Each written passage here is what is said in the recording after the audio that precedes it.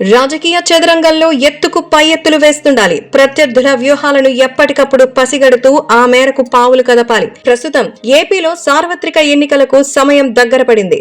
అధికార వైసీపీ, ప్రతిపక్ష తెలుగుదేశం అధినేతలు గెలుపే లక్ష్యంగా ప్రజల్లోకి వెళ్లి విస్తృత ప్రచారం చేస్తున్నారు. గత ఎన్నికల సమయంలో చేసిన తప్పులు రిపీట్ కాకుండా చంద్రబాబు, తెలుగుదేశం నేతలు జాగ్రత్త పడుతున్నారు. 2019 ఎన్నికల సమయంలో జగన్మోహన్ రెడ్డి వ్యూహాలను పసిగట్టడంలో చంద్రబాబు విఫలమయ్యారు. సరిగ్గా ఎన్నికల సమయంలోనే వివేకానందరెడ్డి హత్యను రాజకీయంగా వాడుకుని జగన్ లబ్ధి పొందారు. జగన్మోహన్ రెడ్డి సీఎంగా బాధ్యతలు చేపట్టిన నాటి నుంచి 5 ఏళ్ల కాలంలో ఏపీ ప్రజలు అనేక ఇబ్బందులు ఎదుర్కొంటున్నారు. రాష్ట్రంలో ఏ వర్గం ప్రజలు జగన్ పాలనతో సంతోషంగా లేరు.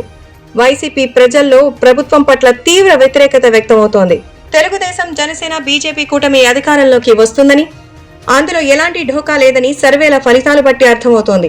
జగన్ 5 ఏళ్ల పాలనతో అరాచకాలు, వివేకానందరెడ్డి హత్య కేసు వ్యవహారంపై చంద్రబాబు ఫోకస్ పెట్టి బహిరంగ సభలో ప్రస్తావిస్తున్నారు.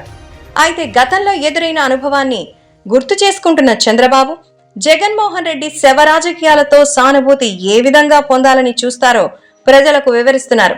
ఈ ఎన్నికల్లో జగన్మోహన్ రెడ్డి ఆడుతున్న నాటకం గుట్టుని రట్టు చేశారు. ఈ పరిణామాలు తాజా ఎన్నికల్లో కూటమికి కలిసొస్తాయని అందరూ భావిస్తున్నారు. కానీ కూటమి అభ్యర్థులకు వచ్చే ప్రభుత్వ వ్యతిరేక ఓటు బ్యాంకును దెబ్బతీసేందుకు జగన్, షర్మిల నాటకం ఆడుతున్నారని చంద్రబాబు ప్రజలకు వివరించారు. ఎన్నికల్లో వైసీపీ విజయం కోసం జగన్, షర్మిలలో ఆడుతున్న నాటకాన్ని, అందుకు దివంగత వైఎస్ సతీమణి విజయమ్మ సహకరిస్తున్న తీరును చంద్రబాబు విమర్శించారు.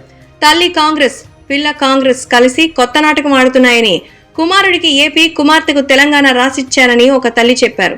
ఆ తల్లి తనకి 2 పిల్లలకే న్యాయం చేయలేదు, రాష్ట్రానికి ఏం చేస్తారని చంద్రబాబు ప్రశ్నించారు. కూటమి పార్టీల శ్రేణులు ఈ విషయంపై పోలింగ్ సమయం నాటికి ప్రజల్లో చైతన్యం కల్పించాల్సిన అవసరం ఉంది. అలా కాకుండా ప్రభుత్వ ప్రజా వ్యతిరేక ఓటు బ్యాంకు కాంగ్రెస్ పార్టీకి వెళితే ఆ ప్రభావం కూటమి అభ్యర్థుల విజయ అవకాశాలపై ప్రభావం చూపించే అవకాశాలు ఉన్నాయి.